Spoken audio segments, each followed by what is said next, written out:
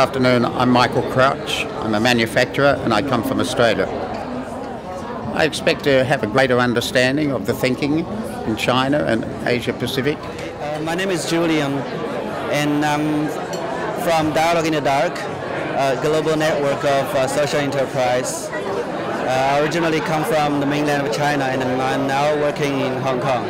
We see this forum is going to have a very open position, which is looking at business, looking at development at a wider perspective, and then take it as a more inclusive issue. I think which is very important for different social groups, and for example also for me, I'm one of the disabled people here in Hong Kong, and then I represent one of the social enterprises here in Hong Kong.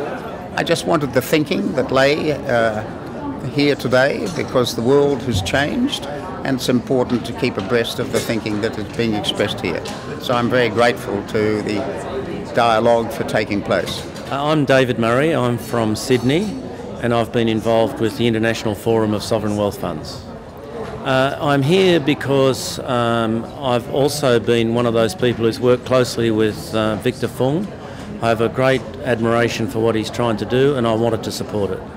Hello, my name's Mark Granger and I'm here today representing the Kearney Alliance Asia, which is a charity body actually. I think, like most people, to hear the new introduction of the Fung Global Institute and to understand their research focuses and the direction of the Institute. I'm Kenneth Murphy. I'm the Director and Editor-in-Chief of Project Syndicate. And Project Syndicate is an association of newspapers from around the world. There's 502 newspapers in 151 countries with about 140 million readers. And so I'm here today because there's a lot of people in the West who pontificate about Asia, but there's not a lot of opinions coming from Asia back into Europe or the Middle East, Africa, and one of the great advantages I think of the Fung Global Institute is a sort of pan-Asian institution that is sort of bringing opinions around Asia together and bringing Asian thoughts in a sort of coherent way together. And I'd like to find many people here who can contribute to our network.